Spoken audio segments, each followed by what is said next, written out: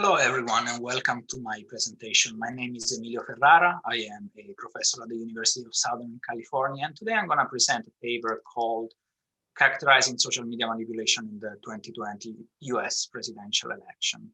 As you can see, this paper is published on the journal First Monday and appeared on October 19, 2020, so a couple of days before the US election that occurred on November 3rd. That means that all the findings and the analysis that we carried out in this study have been performed before the election. I'm going to actually go over the paper itself so that I can describe our study. In this paper, co-authored with a few other students and postdocs in our group, including Herbert Chang, Emily Chen, Goran Muric, and Jamin Patel, we looked at data that span from June 20 to September 9, 2020, collected from Twitter. This is a very large dataset that we have obtained that accrues over 240 million election-related tweets. And we looked at two different dimensions of social media manipulation in regard to the political discourse. We looked at automation issues, so the activity of bots and troll accounts. And we also looked at the distortion of information, including conspiracy theories related to the election. In this paper, we collected a large dataset of Twitter data from the Twitter API. These tweets contain specific keywords, specific accounts, or specific hashtags related to the presidential candidates, and also included general purpose election related terms, and they were tracked continuously throughout the period of time from June to September. The dataset, as you can see in this table, contains over 240 million tweets that are broken down into several categories. Almost half of them, or even more than half of them, are retweets. Then we have about 77 million original tweets and 43 million quoted tweets. The total number of distinct users in this dataset is over 10 million. And here we have a descriptive statistics table that shows the most popular hashtags in this dataset. As you can see, unsurprisingly, many hashtags are political hashtags. In red, we highlighted hashtags related to the Trump presidential campaign, and in blue we highlighted hashtags related to the Biden-Harris presidential campaign. We also have a list of the most mentioned users, and unsurprisingly, here you can observe that most of the mentions go to political accounts, both from the left and the right-leaning candidates. And there are also several political personalities, both for the left and the right. In addition to this data collection that we performed on Twitter, we also obtained one dataset from Twitter itself, that is the so-called unhashed banned user dataset. This is part of the Transparency Center initiative, within which Twitter releases large datasets of accounts that they have suspended or banned because they have been identified as part of information operations from foreign governments and entities. In this dataset that we obtained from Twitter, that is publicly available, you can identify information operations that originated from a variety of countries, including Saudi Arabia, China, Russia, Turkey, Honduras, Indonesia, Nigeria, and Ghana. We use this dataset to investigate the presence and characterize the activity of foreign interference operations. For these accounts, we have banned users, including their metadata, as well as the tweets that these users posted. Finally, we applied two methods that our lab pioneered. One is in the space of detecting bots. In this particular task, we used a popular bot hunter tool that estimates the likelihood that an account is operated by a software, therefore can be considered a bot. and or if it's operated by a human user. In the study, we used the version 3 of Botometer as well as the version 4 to compare and contrast the results obtained using two different versions. Finally, we adopted another algorithm that allows us to estimate the political leaning of all the accounts in our dataset.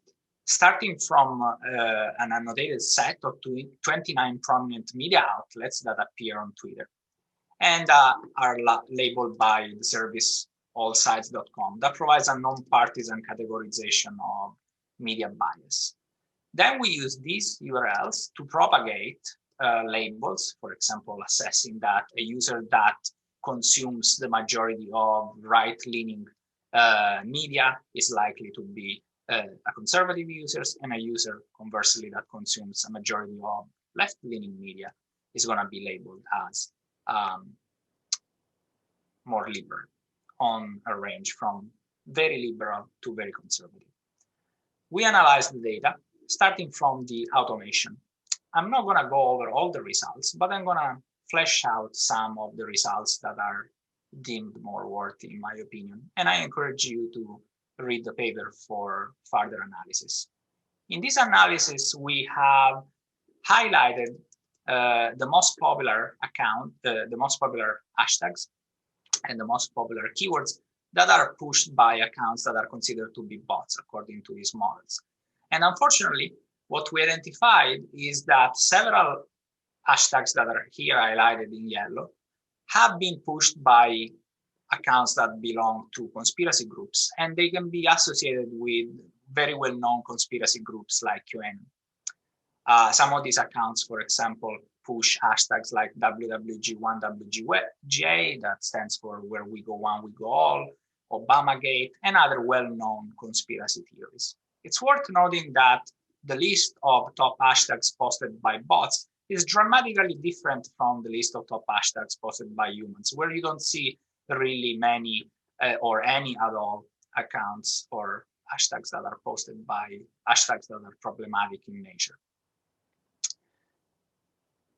As we skim through these results, we also note that there are certain examples of accounts that are posted or flagged as right-leaning as opposed to left-leaning bots that retweet a lot of problematic content. For example, tweets that contain racist or otherwise conspiratorial contents, both on the left and on the right. When we look at right-leaning discourse versus left-leaning discourse, we also find certain prominent hashtags associated with conspiracy theories.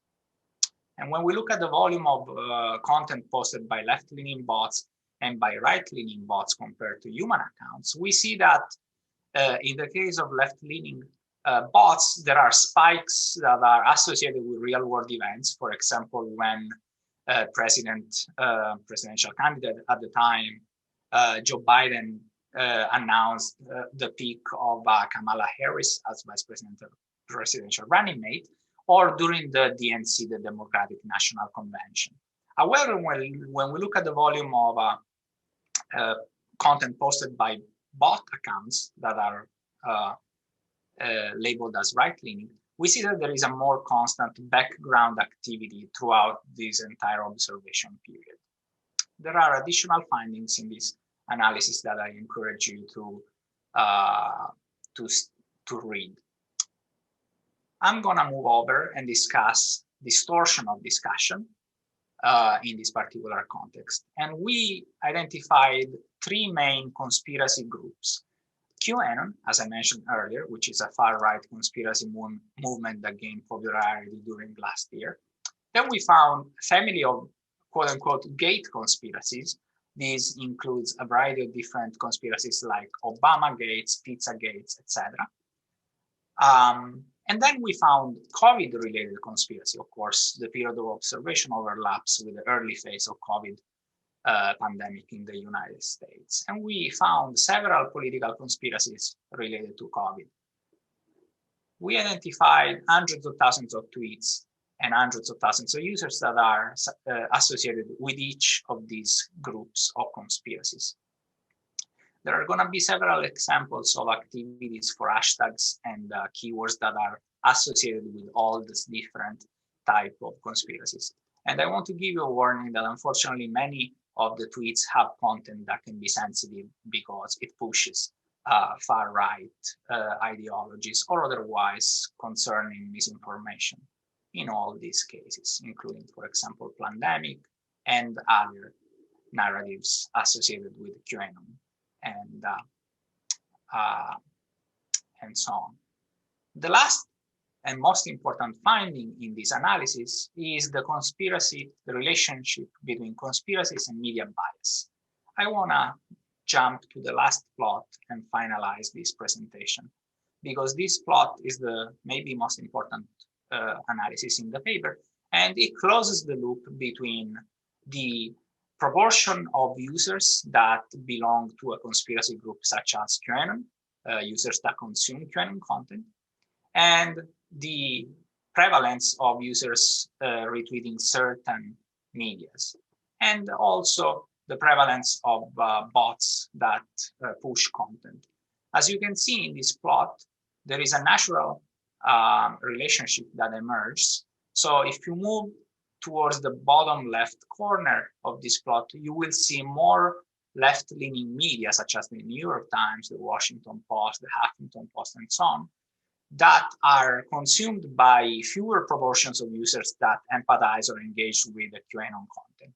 And they also exhibit fewer bots in their population. So their contents are retweeted more by human users and less by bots.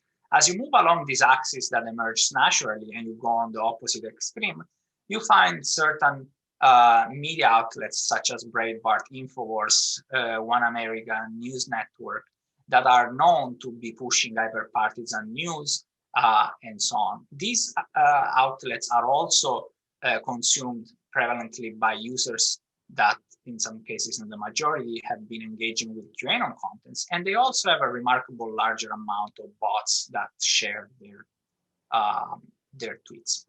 With that, I conclude my analysis.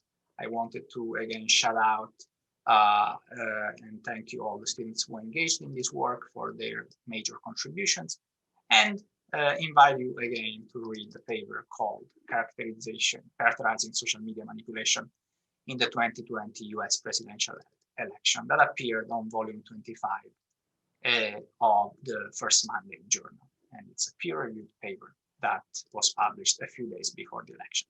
Thank you very much for your attention.